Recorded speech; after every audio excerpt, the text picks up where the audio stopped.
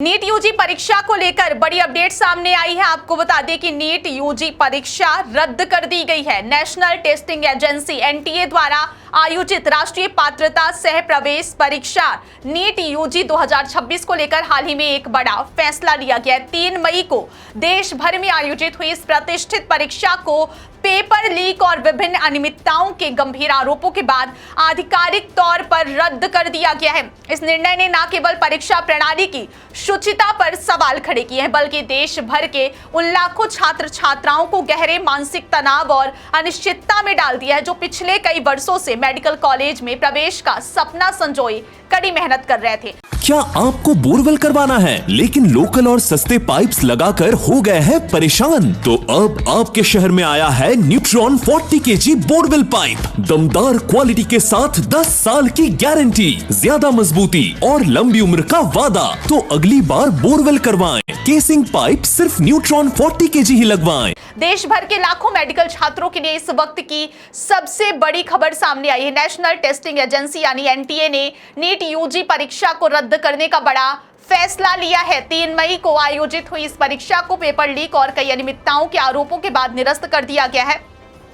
इस फैसले के बाद देश भर के करीब 22 लाख छात्रों के बीच चिंता और असमंजस का माहौल बन गया। इस साल नीट यूजी परीक्षा के लिए कुल 22.7 लाख उम्मीदवारों ने आवेदन किया था, जिनमें से 22 लाख से ज्यादा छात्र परीक्षा में शामिल हुए थे। मध्य प्रदेश से भी बड़ी संख्या में छात्रों ने इस परीक्षा में हिस्सा लिया था। प्रदेश के करीब 1.2 लाख छात्रों ने डॉक्टर बनने के सपने के साथ परीक्षा दी थी, लेकिन अब परीक्षा रद्द होने के बाद इन छात्रों की मेहनत और भविष्य को लेकर चिंता बढ़ गई है। हालांकि एनटीए ने साफ किया है कि छात्रों को घबराने की जरूरत नहीं है, क्योंकि परीक्षा दोबारा आयोजित की जाएगी और इसके लिए जल्द नई तारीखों का ऐलान भी किया जाएगा। दरअसल नीट यूजी देश की सबसे बड़ी मेडिकल प्रवेश परीक्षा मानी जाती है, जिसके जरिए एमबीबीएस, बीडीएस और अन्य मेडिकल कोर्सों में प्रवेश मिलता है।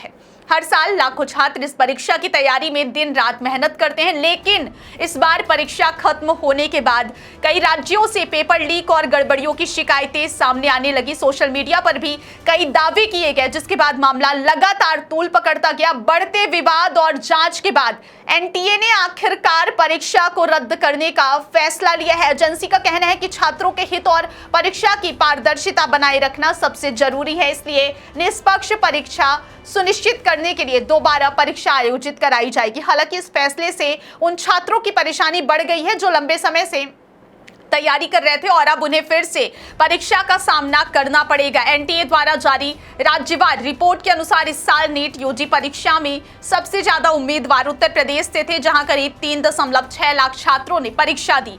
इसके बाद महाराष्ट्र दूसरे स्थान पर रहा, जहां 2.2 लाख उम्मीदवार शामिल हुए। राजस्थान से करीब 2 लाख और बिहार से 1.5 लाख छात्रों ने परीक्षा दी थी। इन 4 राज्यों के कुल उम्मीदवारों की संख्या करीब 9.4 लाख रही, जो पूरे देश के कुल उम्मीदवारों का लगभग 41.4% है। इससे साफ पता चलता है कि मेडिकल शिक्षा को लेकर सबसे ज्यादा प्रतिस्पर्धा इन राज्यों में देखने को मिल रही है। इसके अलावा कर्नाटक में 1.5 लाख उम्मीदवारों के साथ 5वें स्थान पर रहा, जबकि तमिलनाडु में 1.4 लाख छात्रों ने परीक्षा दी। मध्य प्रदेश भी इस सूची में प्रमुख राज्यों में शामिल रहा, जहां से करीब 1.2 लाख छात्रों ने नीट यूजी परीक्षा दी है। इसके बाद केरल और पश्चिम बंगाल का स्थान रहा। रिपोर्ट के अनुसार इन शीर्ष 9 राज्यों से कुल मिलाकर 17 लाख से ज्यादा उम्मीदवार परीक्षा में शामिल हुए थे, जो कुल उम्मीदवारों का लगभग 3/4 हिस्सा है। मध्य प्रदेश के छात्रों के लिए यह खबर इसलिए भी महत्वपूर्ण है क्योंकि प्रदेश में हर साल बड़ी संख्या में छात्र मेडिकल प्रवेश परीक्षा की तैयारी करते हैं। कोचिंग संस्थानों और स्कूलों में महीनों तक तैयारी करने के बाद छात्रों ने परीक्षा दी थी। अब परीक्षा रद्द होने के कारण छात्रों और उनके परिवारों में चिंता बढ़ गई है। कई छात्रों का कहना है कि उन्होंने परीक्षा के लिए लगातार मेहनत की थी और अब दोबारा तैयारी करना मानसिक दबाव बढ़ सकता है। हालांकि विशेषज्ञों का मानना है कि अगर परीक्षा निष्पक्ष तरीके से दोबारा कराई जाती है तो मेहनती छात्रों को इसका फायदा मिलेगा। वहीं अभिभावक भी चाहते हैं कि इस बार परीक्षा पूरी पारदर्शिता और कड़ी सुरक्षा के बीच आयोजित हो, ताकि किसी भी तरह की गड़बड़ी दोबारा सामने न आए। एनटीए ने अपने आधिकारिक बयान में स्पष्ट किया है कि छात्रों को फिर से आवेदन करने की आवश्यकता नहीं होगी। जिन छात्रों ने पहले आवेदन किया था वही दोबारा परीक्षा में शामिल हो सकेंगे। एजेंसी जल्द ही नई परीक्षा की तिथि, एडमिट कार्ड जारी करने की तारीख और अन्य जरूरी दिशा निर्देश जारी करेगी। इसके लिए छात्रों को एनटीए की आधिकारिक वेबसाइट और अधिकृत नोटिफिकेशन पर नजर बनाए रखने की सलाह दी गई है। एजेंसी ने छात्रों और अभिभावकों से अपील की है कि वे सोशल मीडिया या फिर किसी अनधिकृत स्रोत से मिलने वाली अफवाहों पर भरोसा ना करें। फिलहाल देश भर के लाखों छात्र अब नई परीक्षा तिथि का इंतजार कर रहे हैं और उम्मीद की जा रही है कि इस बार परीक्षा पूरी तरह निष्पक्ष और सुरक्षित तरीके से आयोजित की जाएगी।